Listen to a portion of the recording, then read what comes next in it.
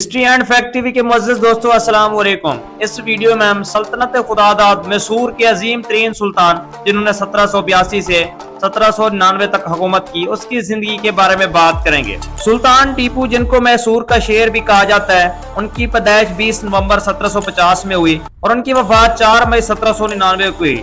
सुल्तान हैदर अली के सबसे बड़े फरजंद थे, रियासत मैसूर के हुक्मरान थे, हिंदुस्तान के इस्लाह और हुर्रियत पसंद हुक्मरान है।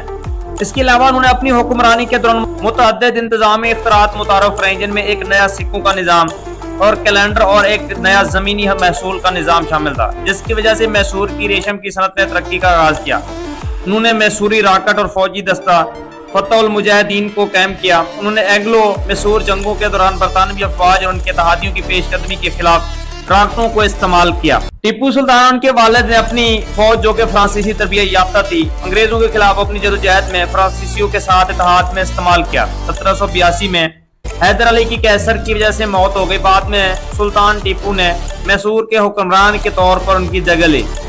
उन्हें दूसरी एंग्लो मैसूर जंग में अंग्रेजों के खिलाफ अहम फतूहत हासिल की और मैंगलोर के 1784 के मुआहदे पर बातचीत की, जिसके साथ दूसरी एंग्लो मैसूर जंग का खात्मा हुआ।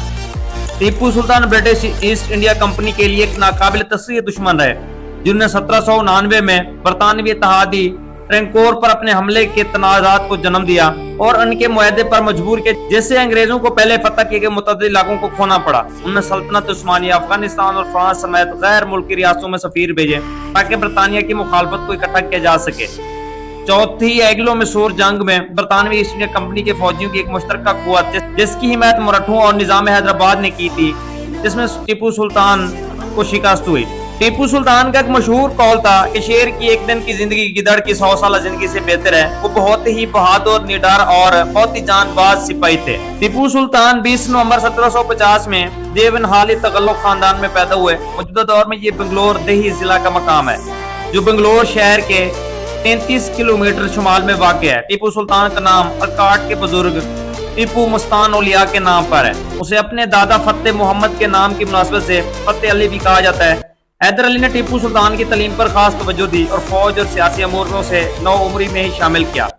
17 साल की उम्र में टीपू सुल्तान को अहम सफारती और फौजी अमूर पर आजादाना अख्तियार दे दिया गया।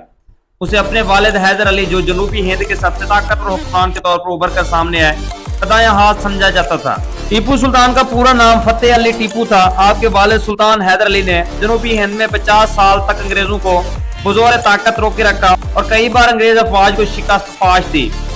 आपने बरतानवी साम्राज्य के खिलाफ एक मजबूत मज़ाहमत फराहम की और बरसगीर के लोगों को गैर मुल्की तसल्लुत से आजाद कराने के लिए संजीदा अमली इक़दामात किए। टीपू सुल्तान ने 4 मई 1799 में श्रीरंगपट्टनम हिंदुस्तान में अंग्रेजों के खिलाफ लड़ते हुए शहीद हो गए और कुरान की आयत पढ़ते हुए उनकी शहादत हुई।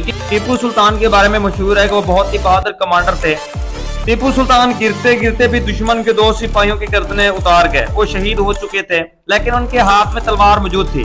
दुश्मन का कोई भी सिपाही उस तलवार की मौजूदगी में उनके करीब जाने के लिए तैयार नहीं था। बरतानवी ईस्ट इंडिया कंपनी के 60,000 से ज्यादा सिपाही थे, तकरीबन 4,000 यूरोपी और बाकी हिंदुस्तानी, जबकि टीपू सुल्तान के फौज की तादाद सिर्फ 30,000 थी। अंग्रेजों के साथ मिलकर काम करने में टीपू सुल्तान के वजीरों की तरफ से धोखाधड़ी और अंग्रेजों के लिए आसान रास्ते बनाने के लिए दीवारों को कमजोर करना। टीपू सुल्तान की मौत ने बरतानवी जनरल हैरिस को अब हिंदुस्तान हमारा है कहने पर मजबूर कर दिया। जब तक टीपू सुल्तान जिंदा रहे तो अंग्रेज उनसे बहुत ज्यादा खौफ खाते थे। जब तक टीपू सुल्तान जिंदा थे, अंग्रेजों के इस बात का कभी भी यकीन नहीं था कि हमारा पूरे हिंदुस्तान पर कब्जा है। लेकिन जब टीपू सुल्तान की वफात हुई, उसके बाद अंग्रेजों ने कहा अब हिंदुस्तान हमारा है। ये थे इस्लाम के बहुत ही नामवर, निडर और बहादुर लीडर टीपू सुल्तान। इस तरह की इंफॉर्मेटिव वीडियो के लिए हमारे चैनल को सब्सक्राइब कर लें, वीडियो को लाइक कर दें और बेल आइकन को प्रेस कर दें ताकि हर आने वाली वीडियो आप लोगों को पहुंचती रहे। शुक्रिया।